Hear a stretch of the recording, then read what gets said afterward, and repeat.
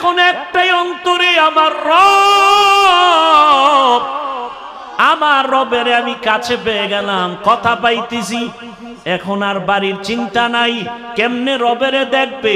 হঠাৎ মায়া অন্তরে এমন ইশক আর মুহাব্বত, মুসা নবী ডাক দিয়া কয় রব্বি আরিনি, ও রহমতের আল্লাহ একবার একটু আমাকে দেখা দাও। আল্লাহ বলেন লান তারানি, ও মুসা বারে দেখতে পারবা না। মুসা নবী বারবার বলে রব্বি আরিনি, আল্লাহ বারবার বলেন লান তারানি। মুসা নবী বলেন আসো আমাকে একটু দেখা দাও। রবের নাম নাও, রবের নাম শুনি, রবের আওয়াজ শুনি, এত মজা, এত মজা।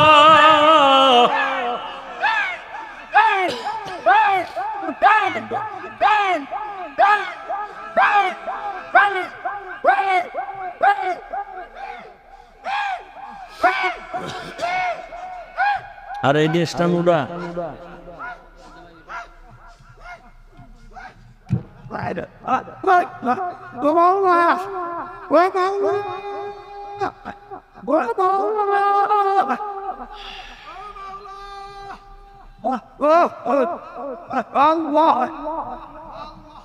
নাটক অর্থ রাইট করে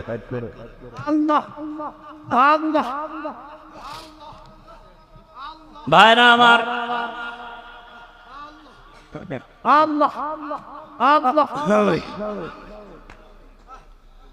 আল্লাহ আসলে ভাই বাবা মারা গেছে কারো, এরকম হয় না?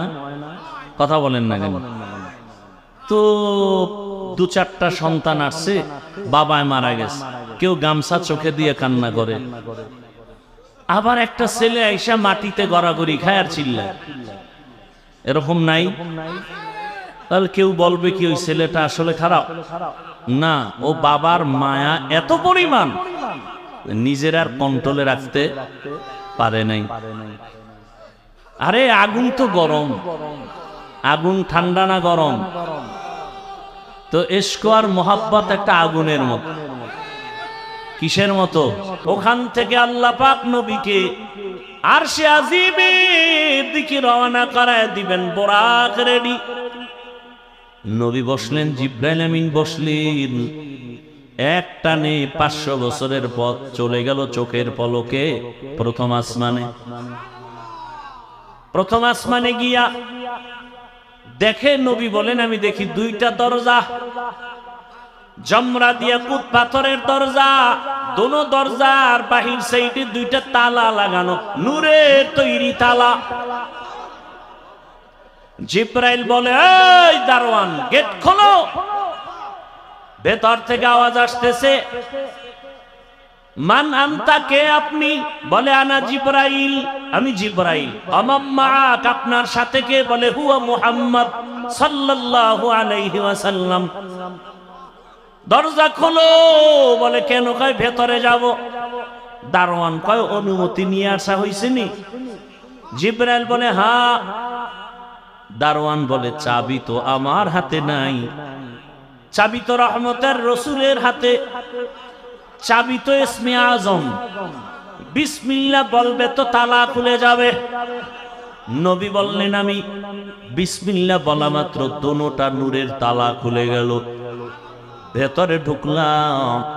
নবী বলেন প্রত্যেক আসমানে দুইটা করে দরজা আছে, এক দরজা দিয়া বান্দার আমল আরশে আজিমে যায়, আর এক দরজা দিয়া আমার মাওলা বান্দার জন্য রিজিক পাঠায়।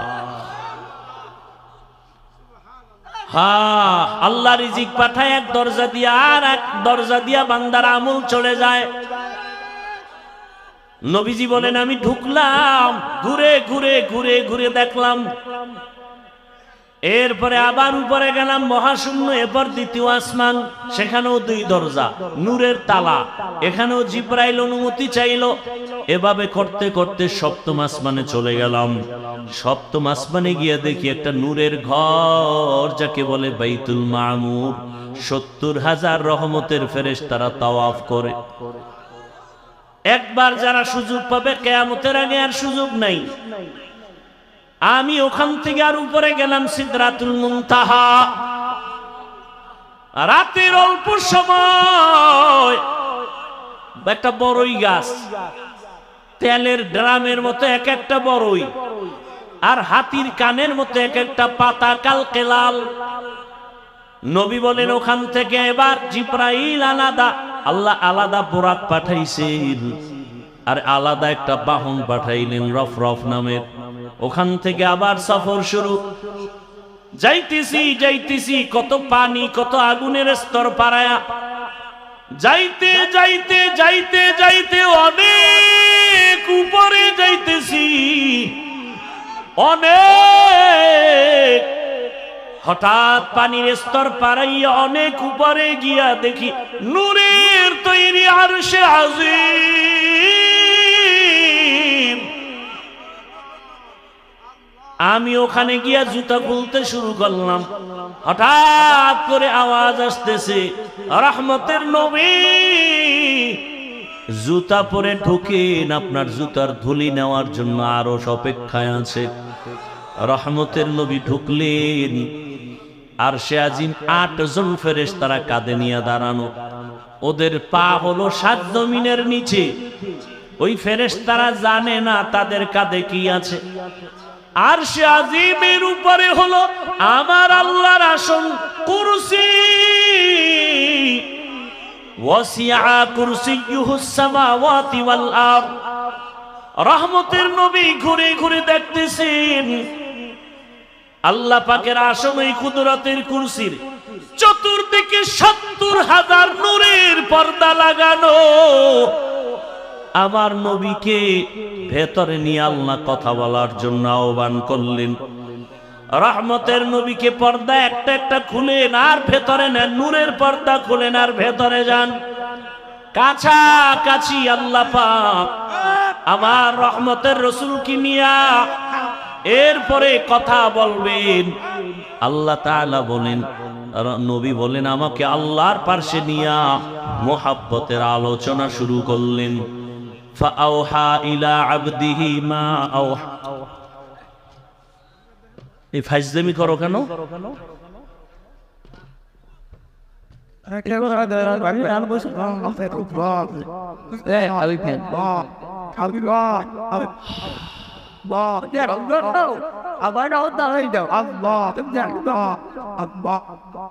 ইশক মোহাব্বত ভালো, সম্মান ভালো, আবেগ দিয়া বেয়াদবি করা ভালো না। মাইক টাইনে লইয়া যাওয়া, সুমা দেওয়া, এটি বেয়াদবি, এটি ইশক না। এটা কন্ট্রোল করতে হবে।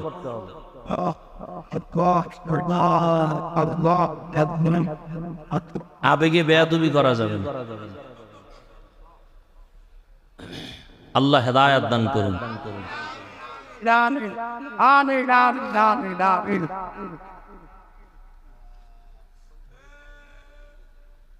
আল্লাহ রহমতের নবীকে পাশে বসাইয়া নবী বলেন কোরআনের আয়াত, ফাআওহা ইলা আবদিহি মা আওহা। আল্লাহ তাআলা বলেন, আমি রাসূলকে মনের মতো কথা বললাম। এবার আসেন আয়াতের ভেতরে আল্লাহ বলছেন, সুবহান, আমি পবিত্র। আল্লাহ তো সব সময় পবিত্র। মেরাজের ঘটনা বয়ান করতে গিয়া পবিত্র শব্দ বললেন কেন? মুফাসসিরিনে কেরাম বলেন, মানুষ অনেকে কল্পনা করে এটা কেমনে সম্ভব, কেমনে সম্ভব, কেমনে সম্ভব। আল্লাহ বলেন, তোমার সব প্রশ্ন থেকে আমি পবিত্র, আমি সুবহানের দ্বারা সম্ভব। দুনিয়ার সবাই বলে অসম্ভব, সুবহান তার দ্বারা কি সম্ভব। ঈসা নবীকে জমিন থেকে দ্বিতীয় আসমানে যদি মাওলাই নিতে পারেন, আমার রাসূলকে পারবেন না? পারেন না? মুসা নবীকে আমার আল্লাহ তুর পাহাড়ে নিয়ে কথা বলায় বেহুশ করাতে পারেন। ইউনুস নবীকে মাছের পেটে নিয়ে আবার যদি ফিরায় দিতে পারেন, তাহলে আমার রাসূলকে আরশে নেওয়া অসম্ভব। আল্লাহ বলেন সুবহান, আমি পবিত্র সত্তার জন্য সম্ভব। বিলকিসের সিংহাসন সুলাইমান পয়গম্বরের সামনে চোখের পলকে হাজির করেছেন একজন সাধারণ মুসলমান মানুষ, কোরআন ও হাদিসের ইলমওয়ালা, আল্লাহর দেওয়া ইলমের অধিকারী, চোখের পলকে নিয়ে আসছেন। এটা যদি পারে আমার রসুলকে আল্লাহ কেন আরশে আজিমে নিতে পারবেন না? আল্লাহ বলতে গিয়ে বলেন সুবহান, পবিত্র সত্তা, আল্লাযী আসরা বিআবদিহি, বর্ণন করাইলেন তার বান্দাকে। এখানে একটা পয়েন্ট খুব খেয়াল করবেন, ভ্রমণ করাইলেন আল্লাহ তার, এখানে বান্দা বলতে কে? মুহাম্মদুর রাসূলুল্লাহ। আচ্ছা, এখানে অনেক কঠিন কথা। কোরআনে হাকিমে আমার আল্লাহ নূহ নবীকে নাম ধরে ডাকছেন, ইয়া নূহ। ইব্রাহিম নবীরে ডাকলেন ওয়ানাদাইনাহু ইয়া ইব্রাহিম। মূসা নবীরে ডাকলেন আমা তিলকা বিয়ামিনিকা ইয়া মূসা।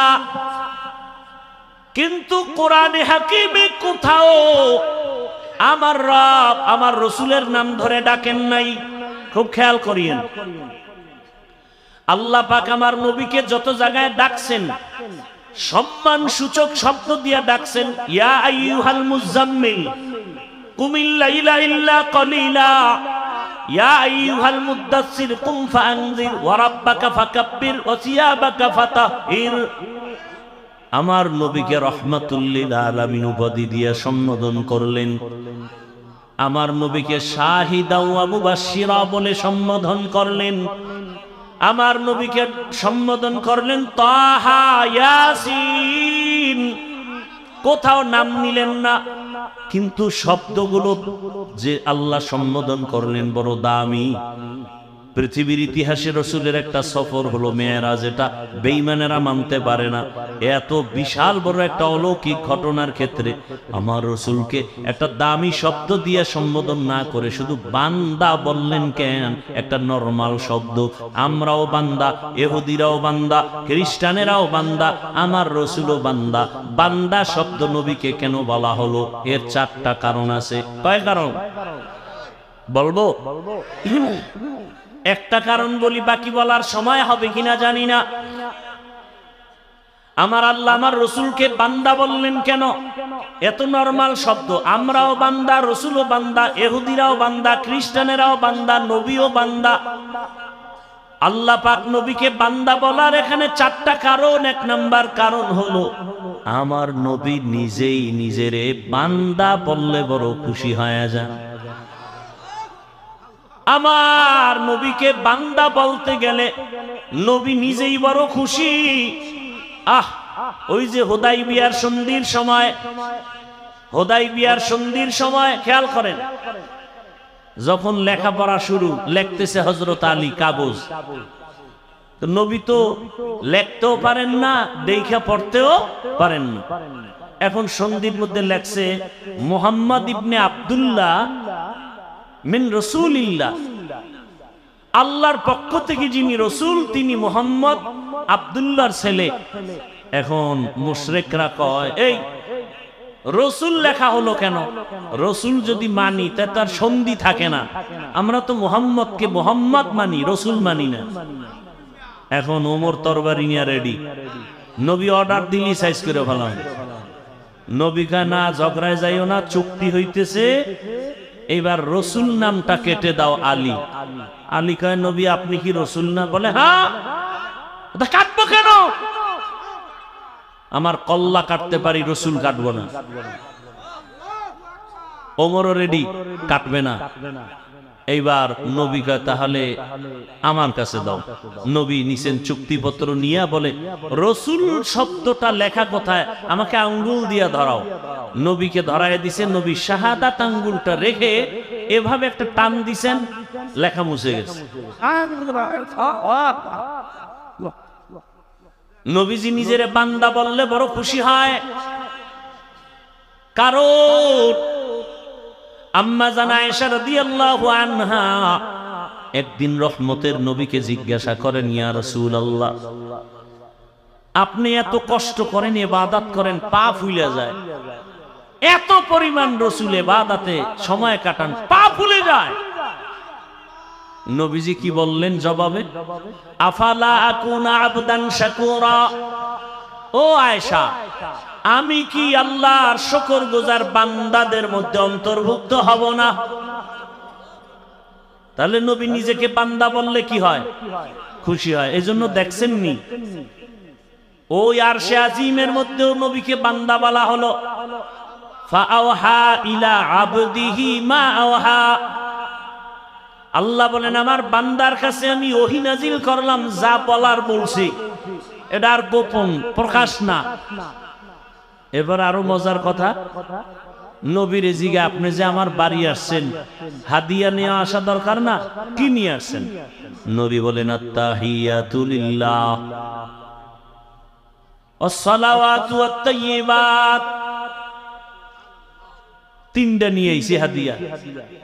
আল্লাহ কয় আমিও তিনটা দিলাম।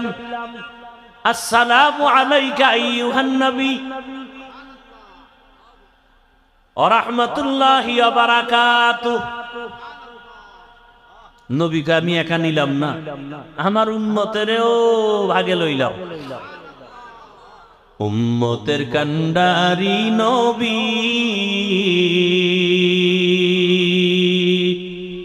কাঁদছেন উম্মতের লাগি, এখনো কাঁদেন নবীজি শুয়ে মদিনার পানে। নবী বিনে কে তারাবে পুরসিরাত মিজানে, নবী বিনে কে তারাবে পুরসিরাত মিজানে। রহমতের নবী যখন বললেন আমার উম্মতেরও শামিল করি, আসসালামু আলাইনা কেন না কেন, ওয়া আলা ইবাদিল্লাহিস সালিহিন।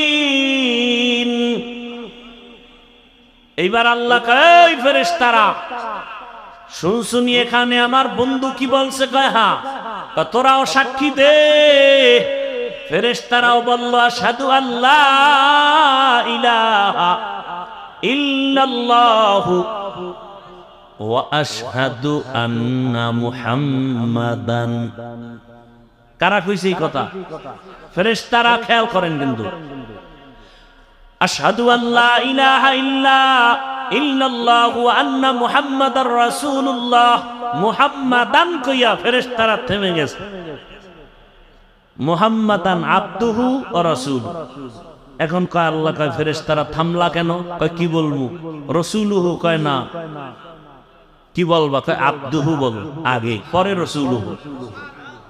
কারণ আমার হাবিব নিজেকে বান্দা বললে খুশি হয়, এজন্য আব্দুহু আগে বলো, রাসূলুহু পরে। আমার বন্ধুটা আগে আনো, আমারটা পরে নাও। আমার বন্ধু চায় বান্দা বলি, আর আমার থেকে দেওয়া রাসূল। বন্ধুটা আগে লাগাও আব্দুহু, পরে আমারটা লাগাও রাসূলু। নবীকে আল্লাহ বান্দা বলার কারণ আর একটা হলো। দ্বিতীয় কারণ, দুনিয়াতে আল্লাহ মানুষ বানাইছেন, বান্দার নিকের সাথে একটা মোহাব্বতের মিলন মেলা আছে, একটা সূত্র আছে। কেন আল্লাহ মানুষ বানাইছেন? ইবাদতের জন্য। যারা ইবাদত করে তাদের বলে বান্দা, আব্দ। আর যার ইবাদত করে তিনি হলেন মাবুদ। আর কাজের নাম ইবাদত। দুনিয়াতে যত ইবাদত করনেওয়ালা বান্দা আছেন, এর মধ্যে শ্রেষ্ঠ ইবাদত করনেওয়ালা হলেন আমার নবী। আমার নবীর মতো ইবাদত করনেওয়ালা কেউ? কেমন ইবাদত করনেওয়ালা শোনাবো একটা ঘটনা, না ধৈর্য হারায় ফেলছেন? ও পর্দার আড়ালের আম্মা জানেরা, বোনেরা, একটু ভালো করে শুনেন। রহমতের নবী কত মায়ার নবী। আম্মা জান আয়েশা রাদিয়াল্লাহু আনহা নবীর ঘরে, নবী একদিন এশার নামাজ পড়ে ঘরে ঢুকলেন। আম্মা জান আয়েশা রাদিয়াল্লাহু আনহা বলেন, দুনিয়ার সব মানুষের একটা সূর্য সকালবেলা পূর্বাকাশে উদিত হয়, আর আমি আয়েশার একটা স্পেশাল সূর্য আছে, এশার নামাজের পরে আবার হুজরায় উদিত হয়।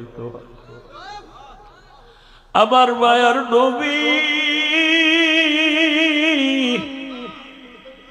আম্মা জান আয়েশা বলেন, আমি একদিন চিকন একটা সুই নিয়ে সেলাইয়ের কাজ করতেছি, হঠাৎ সুইটা পড়ে গেল, আগুন নাই, বাতি নিভে গেছে, তেল নাই।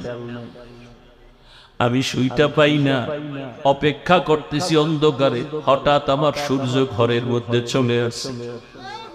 রহমতের নবী ঘরে আসা মাত্র আমার ঘরটা আলোকিত হয়ে গেছে। আমি সুইটা দেখি খুঁটির গোড়ায় পড়ে আছে। মায়ার নবী ঘরে আইসাই বলে, ও হুমায়রা। নাম কি? আয়েশা। নাম কি?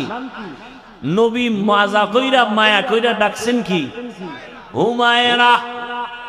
কারণ আম্মা জান আয়েশা রাসূলের সাথে বিবাহ হয়েছে 6 বছর বয়সে, আর আম্মা জানের 9 বছর যখন বয়স রাসূলের ঘরে আসছেন।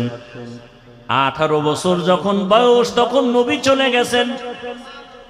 হিসাবটা বুঝে থাকলে বলেন, 6 বছরে বিবাহ হলো, 9 বছরে আম্মা জান নবীর ঘরে গেলেন, আর 18 বছর বয়সে রাসূল দুনিয়া থেকে চলে গেলেন। আম্মা জান রাসূলের ঘরে সংসার করলেন কতদিন? কয় বছর? আম্মা জান আয়েশা মাত্র 18 বছরের নারী, নবীর সোহবত পেলেন মাত্র 9 বছর। আম্মা জান বলেন, আমি 9 বছরে রাসূল থেকে কি পাইছি শুনো। ও পর্দার আড়ালের আম্মা জান আয়েশা রাদিয়াল্লাহু আনহা বলেন, আমি 9 বছর রাসূলের ঘরে থেকে আমি 2000-এর উপরে হাদিসের হাফেজা হয়ে গেছি। কোরআনের ভেতরে বড় তাফসীর করেনওয়ালা আম্মা জান আয়েশা। আম্মা জান বর্ণনা করেন আর বলেন, নবী আয়েশা ঘরে ডাক দিয়ে বলেন, ও হুমায়রা। আমি তো খুশি। নবী মুস্কি হাইসা কয়, আজকের রাতের জন্য আমাকে একটু ছুটি দিবেননি? আমি আয়েশা পেরেশান হয়ে গেলাম, নবী আমার কাছে ছুটি চায়। তো ভাবছি বোধহয় কোনো বিবির ঘরে যাবেন। আমি মুস্কি হাসলাম, ইয়া রাসূলুল্লাহ, আপনি কোথাও যাবেন আর আমি না বলবো, এটা কেমনে হয়? কারণ আমার আব্বা আবু বকর আপনাকে জোর করে আমাকে দেন নাই। আপনার ঘরে আমি আয়েশা আসার পেছনে আমার আল্লাহর ইশারা। ইয়া রাসূলুল্লাহ, আপনাকে সময় দিব না মানে? আম্মা জান আয়েশা বলেন, আমি ভাবতেছি নবী বোধহয় কোথাও যাবেন, কিন্তু না। আমি শুইয়া পড়লাম আগের অভ্যাস অনুযায়ী। রহমতের নবীকে দেখি চুপচাপ, কোথাও যান না। কি যেন ভাবতেছেন একা একা। আমি শুইয়া ঘুমানের বাহানায় চুপ করে আছি। দেখি মায়ার নবী কি করেন। আম্মা জান আয়েশা বলেন, আমি দেখি রহমতের নবী মালিকের মোহাব্বতের নামাজে দাঁড়ায় গেলেন। মায়ার নবী নামাজে দাঁড়ায় গেলেন। নামাজ শুরু করে সূরা ফাতিহা পড়তেছেন। আমি আয়েশা রাসূলের আওয়াজগুলো কানে শুনতেছি। রহমতের নবীর তেলাওয়াতে এত মজা, আমার ঘুম ভেঙ্গে আমি তাকায় আছি। রহমতের নবী তেলাওয়াত করে নামাজে, কিন্তু আমি আবার ভয় পেয়ে গেলাম। আমি জীবনে যতবার দেখছি রাসূল নামাজ আদায় করে, কিন্তু আজকে দেখি ভিন্ন। রহমতের নবী নামাজে অঝোর ধারায় কান্না করতেছেন। কান্না কান্না তারি ভিজে ভিজে চোখের পানি পড়ে।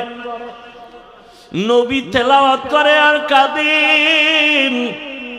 কোরআনে হাকিমের বড় সূরা সূরা বাকারা তেলাওয়াত শুরু করলেন। মনে করলাম অর্ধেক গিয়ে রুকুতে যাবেন, কিন্তু দেখি না, নবী কাঁদেন আর তেলাওয়াত করেন। করতে করতে পুরা সূরা বাকারা, এত বিশাল সূরাটা শেষ করে ফেললেন। ভাবলাম এবার নবী রুকুতে যাবেন, দেখি না, পরের সূরাটাও শুরু করলেন। নবী তেলাওয়াত করতেছেন আর কান্না করতেছেন। এরপরের সূরাটাও তেলাওয়াত করলেন। অঝোর ধারায় রাসূলের কান্না। আমি আয়েশা ভয় পেয়ে গেলাম, মনে হয় রহমতের নবী জীবনের শেষ নামাজ বুঝি আদায় করতেছে। এত কান্না। রহমতের নবী মাত্র প্রথম রাকাতে এতগুলো সূরা পড়িয়া দীর্ঘ সময়, রাত অনেক পার হয়ে গেল, নবী সবে মাত্র রুকুর মধ্যে গেলেন। ভাবলাম নবী রুকু তাড়াতাড়ি করবেন। নবীকে জীবনে আমি এত দেরি করতে দেখি না, এত দেরিতে রুকুতে গেলেন আর দেরি করলেন। ভাবলাম মনে হয় নবী উঠবেন না। অনেক সময় পার হয়ে গেল, কান্না তো বন্ধ নাই। এক পর্যায়ে রাসূল দাঁড়ায় গেলেন, রুকু থেকে দাঁড়াইয়া কান্না অবস্থায় আবার সিজদায় চলে গেলেন। মাত্র প্রথম রাকাতের প্রথম সিজদায় গিয়া নবী এত মায়ার কান্না শুরু করলেন। নবী মাথা উঠান না। আমি ভয় পেয়ে গেলাম নবীর জীবনের শেষ নামাজ নাকি। আমারও ভয়। রহমতের নবী প্রথম রাকাতের প্রথম সিজদায় পড়ে আছেন, কান্না। নবী মাথা উঠান না, উঠান না, উঠান না। হঠাৎ করে আমি আয়েশা কান সোজা করে শুনি মসজিদের হুজরার বাহিরে বেলালের কণ্ঠের আওয়াজ। বেলাল ডাক দেয় প্রতিদিন, আজও ডাক দিয়া কয়, ইয়া রাসূলুল্লাহ, আজ নামাজের ফজরের সময় কাছে, তাড়াতাড়ি প্রস্তুতি নেন ফজরের নামাজ আদায় করার জন্য। নবী এখনো প্রথম রাকাতের প্রথম সিজদায় পড়ে কান্না করেন, এখনো দ্বিতীয় সিজদা করেন নাই, দ্বিতীয় রাকাতও পড়া হয় নাই। রহমতের নবীর কান্না মনে হয় পুরা ঘর নামাজের জায়গা ভিজে গেল। রহমতের নবীকে আমি জিজ্ঞাসা করি, ইয়া রাসূলুল্লাহ, আপনি এত কাঁদেন, আপনার তো কোনো গুনাহ নাই, আপনাকে প্রায় দেখি আপনি কান্না করেন। আমার নবী বলেন, আয়েশা, আমার কলিজায় কত ব্যথা তুমি জানো না রে আয়েশা। রহমতের নবী বললেন, ইয়া রাসূলুল্লাহ, আপনার জীবনে তো বহু কষ্টের কথা শুনছি, এমন কোন কষ্ট আছে নাকি যে বারবার আপনার দিলের মধ্যে আঘাত করে? মায়ার নবী কান্না করে, আয়েশা, জীবনের কষ্টের কথা শেষ করা যাবে না রে আয়েশা। 3টা বছর পর্যন্ত আমার কওমের লোকেরা গৃহবন্দী করে রাখছে, পানি দেয় নাই, খানা দেয় নাই, গাছের পাতা চাবাইয়া চাবাইয়া পেটের ক্ষুধা নিবারণ করেছি, পেটে পাথর বেঁধেছি। ও আয়েশা, এত কষ্টের মাঝে আমার সব থেকে বেশি মনে পড়ে তায়েফের জমিনের পাথরের আঘাত। আমি যখন কালেমার দাওয়াত নিয়ে তায়েফের জমিনে চলে গেলাম, ওই তায়েফের বেঈমানেরা ছোট ছোট বাচ্চাদেরকে নিয়ে দিয়েছে। ওই তায়েফের ছোট ছোট বাচ্চাগুলো পাথর হাতের মধ্যে নিয়ে আমার শরীরে বসা পড়ে না, বাসি পড়ে না রে আয়েশা। ওই তায়েফের ময়দানের ছোট ছোট বাচ্চাগুলো এত জোরে জোরে পাথর মেরেছে, মনে হয় যেন পাথরের আঘাতে বৃষ্টির মতো আমার শরীর থেকে রক্ত পড়িয়া জুতা মোবারক আটকে গেছে। আমার ওই কাফেরদের বাচ্চাদের পাথরের আঘাত আমার শরীর থেকে রক্ত পড়িয়া জুতা আটকে গেছে, আমি সহ্য করতে পারি নাই। আসমান থেকে আমার আল্লাহ জিবরাইলের পাঠায়, কয়, যাও যাও, আমার মায়ার নবী কান্না করলে আমি আল্লাহ সহ্য করতে পারি না। জিবরাইল আমিন আসি আমাকে বলে, নবী আপনি কাঁদিয়েন না, আমার মাওলা সহ্য করতে পারেন না, আপনি এখন অর্ডার দেন তায়েফের জমিন উল্টায়া ধ্বংস করে ফেলি। মায়ার নবী বলে, ভাই জিবরাইল, ওদের মারিও না, ওরা জানে না আমি কেমন, ওরা জানে না আমি কেমন, আমি কত বড় অসহায়, আমি কত বড় ইয়তীম। এই তায়েফের মানুষ জানে না আমি যে বাবা হারা সন্তান। আমি দুনিয়াতে আসি একবারও বাবা বলে ডাক দিতে পারি না। বাবার আদর থেকে আমি বঞ্চিত, মায়ের আদর থেকে আমি বঞ্চিত। ও জিবরাইলে তেরে মারিও না। ও আয়েশা, ওই তায়েফের কথা মনে পড়লে আমি আর সহ্য করতে পারি না রে আয়েশা। আমার শরীর থেকে কি পরিমাণ রক্ত জমিনে পড়ে গেছিল। আমি অসহায়, আমার বাবা নাই, আমার মা নাই, দাদাও চলে গেছে। এত কষ্টের জীবন আমার রব আমাকে এত আদর করেছেন। ওই মা হারা বাবা হারার ভেতর আমি আমার রবেরে ভুলি নাই। ও পর্দার আড়ালের মা বোনেরা, ও বৃদ্ধ বাবাজিরা, ও যুবক বাবারা, এই ময়দানে কত আল্লাহর বান্দা আছো, মা নাই, বাবাও নাই। আজকে মা হারা বাবা হারা সন্তানের কলিজায় কত আঘাত। এই মা বাবার চোখের পানি আর দোয়া ছাড়া মানুষ হওয়া সম্ভব না রে বাবা। ওই মায়ের চোখের পানি, বাবার চোখের পানি আর কষ্ট আজ আল্লাহ ছেড়ে বসাইছেন। ওরে মা বাবার জীবনের কষ্টের ঋণ আদায় করা যাবে না রে সন্তান। আমার মায়ার নবী কাঁদেন মা হারা বাবা হারা হয়ে। ও এতিম সন্তানেরা, ওই মা বাবার চেহারাটাও কি মনে পড়ে না? কবরের মধ্যে রেখে কেমনে আরামে ঘুমাও। তোমার আমার মা জীবনে কত কষ্ট করেছে, একটু চোখ বন্ধ করে খেয়াল করো বাবারা। ও যুবকেরা, বৃদ্ধ বাবাজিরা, পর্দার আড়ালের মা বোনেরা, ওই আমার মালিকের ভুলে গেছেন। কোন দিন যেন মালিক ডাক দেয় আর থাকা যাবে না। ওই মা বাবার জন্য চোখের পানি ছেড়ে দোয়া করেন। কত বাবা এত কষ্ট করে করে সন্তানকে বড় বানাইছেন। এক সময় বাবা চাল কিনতে পারে নাই, ডাল কিনতে পারে নাই। কত বাবার মনে চাইতো ইলিশ মাছ খাবে, কিনার মতো টাকা ছিল না। কত মায়ের অন্তর চাইতো বেদানা আঙ্গুর খাবে, কেনার টাকা ছিল না। আজকে সন্তান তোমার ঘরে মাছের অভাব নাই, ফলের অভাব নাই, কিন্তু ওই মাছ আর ফল কে খাবে? মা বাবায় সাদা কাপড়ের প্যাকেট হয়ে কবরে পড়ে আছে। ওরে তুমি শীতের রাতে ঘুমাইলে মা ঘুমাইতেন না। রাতের গভীরে আসিয়া দেখতেন সন্তানটার মশারি নাই, শীতের ভেতরে গায়ে কম্বল নাই। মা বারবার কম্বল উঠায় দেয়, মশারি টানায় দেন। আজকে ওই মা বাবাকে ঠান্ডা মাটির মধ্যে রেখে যারা আরামে ঘুমাও, ওই মায়ের চেহারাটাও কি মনে পড়ে না? বাবার কথা কি মনে পড়ে না? ওই মা বাবার ঋণ আদায় কেমনে করবা? চোখের পানি ছেড়ে আল্লাহর কাছে কান্না করে দোয়া করো। আর যার মা বাবা বেঁচে আছে, ও আমার যুবক বাবারা, দোয়া নিও। ওই মা বাবার দোয়া ছাড়া জীবনের সফলতার দরজা খুলবে না রে বাবা।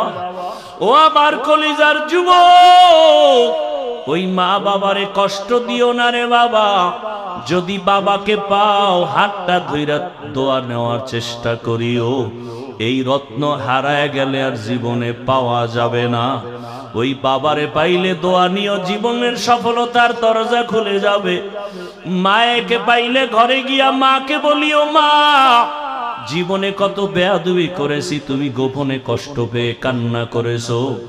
আজ তওবার নিয়ত করেছি, আর বেয়াদবি করব না। তুমি আমার মাথায় হাতটা দিয়া দোয়া করে দাও। মাকে যদি বলতে পারো, দেখবা মায়ের চোখের কোঠায় পানি, মা ডেকে বলবে বাবা আয় আয়। আল্লাহর মোহাব্বত নিয়া মাথায় হাত দিয়া ডাকবে, ও আরশে আজিমের মালিক, আমার কলিজার সন্তানটাকে কবুল করে নাও। ও সন্তানেরা, ওই মা বাবার দোয়া নিয়ে আগায়া যাও, ওলামায়ে কেরামের দোয়া, শিক্ষকের দোয়া নিয়ে গাও। ও পর্দার আড়ালের মা বোনেরা, একটা আদর্শ সন্তানের মা হইয়া কবরে যান।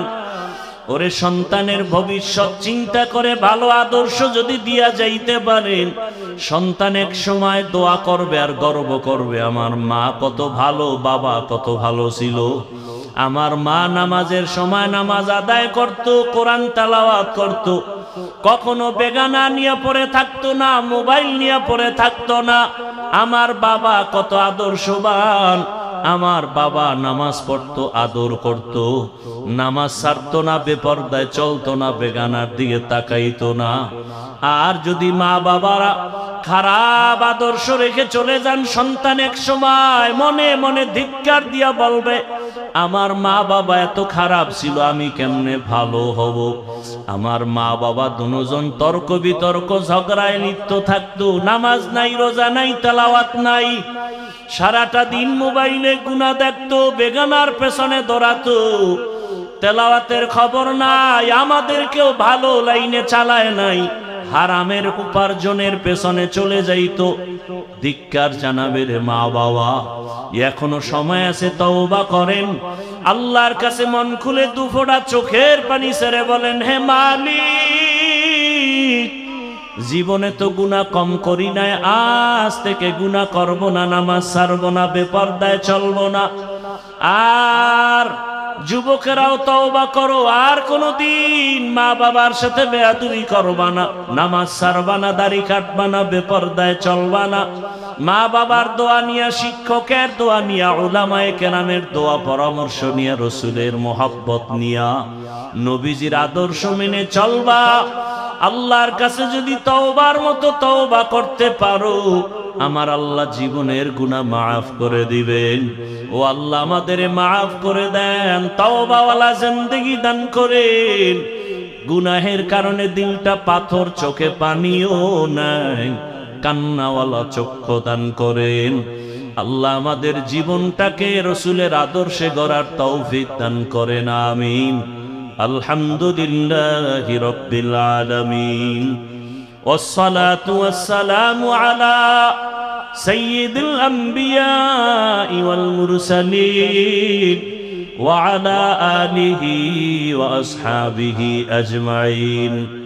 ইয়া আরহামার রাহিমিন, ইয়া আরহামার রাহিমিন, ইয়া আরহামার রাহিমিন। রব্বিরহামহুমা কামা রব্বায়ানি সগীরা। ও দয়ার মালিক, গুনাহের বোঝা নিয়ে আপনার দরওয়াজায় হাজির। আয় আল্লাহ, ময়দানে আমার মতো গুনাহগার কেউ নাই, আমার গুনার খবর কেউ জানে না, আপনি জানেন। গুনাহের কারণে আমার হাত না পাক, আমার চোখ না পাক, আমার জিহ্বা না পাক, আমার অন্তর না পাক। আয় আল্লাহ, তওবার নিয়তে আসছি, আর গুনাহ করব না রে মালিক, আর গুনাহ করব না, আর গুনাহ করব না। আয় আল্লাহ, গুনার কারণে দিলটা পাথর, চোখে পানি নাই, কান্নাওয়ালা চক্ষু দান করেন আল্লাহ। আয় আল্লাহ, গুনার কারণে আমাদেরকে ফিরাইয়া দিয়েন না, রাগ করিয়েন না। আয় আল্লাহ, আমরা তওবার নিয়ত করেছি, আর গুনাহ করব না রে আল্লাহ। এ জীবনে না করিলাম বান্দেগি, গুনাহ গুনাহ করে কাটাই না জিন্দেগি, গুনাহ করে কাটাই না জিন্দেগি, তওবা করে আবার তওবা ভাঙ্গি না, তওবা করে আবার তওবা ভাঙ্গি না,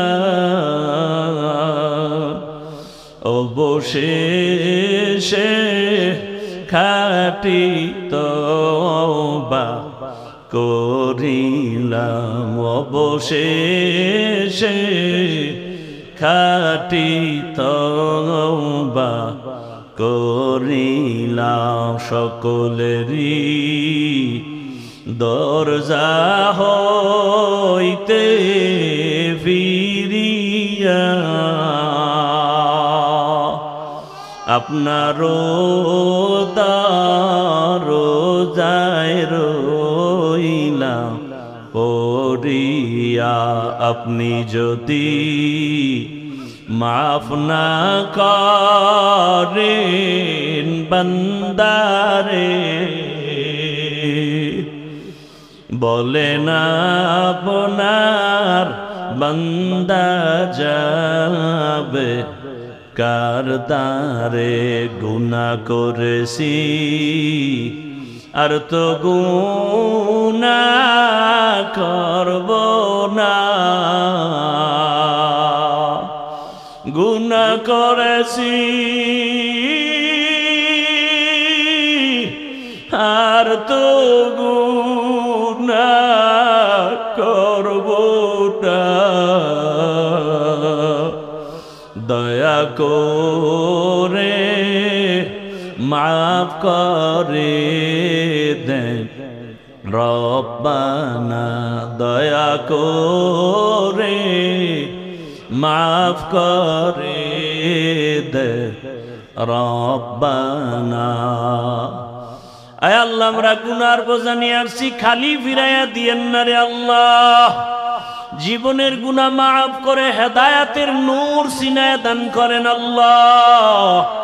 আয় আল্লাহ, সারা দুনিয়াবাসীকে মাফ করে দেন, প্রবাসীদেরকে হেফাজত করেন, বাংলাদেশ ইসলামের জন্য কবুল করে নেন। আয় আল্লাহ, উলামা তোলাবা উলামা মাশায়েখদের এক অনেক বানায় দেন। আয় আল্লাহ, বাতিলের মোকাবেলায় বিজয় দান করেন, বাতিলের নিফাকি জাহির করে মুমিনের ঈমান আমল হেফাজতের ব্যবস্থা করে দেন। আয় আল্লাহ, বাতিলকে বাতিলের দ্বারা দমন করে দেন আল্লাহ, বাতিলকে বাতিলের দ্বারা দমন করে দেন আল্লাহ। আহলে হকের বিজয় দান করেন আল্লাহ। আপনি ছাড়া আমাদের কেউ নাই। আয় আল্লাহ, ঈমান আমলের শক্তি বাড়ায়া দেন, বাতিলের মোকাবেলায় বিজয় দান করেন আল্লাহ। মাদ্রাসা মসজিদ কবুল করে নেন।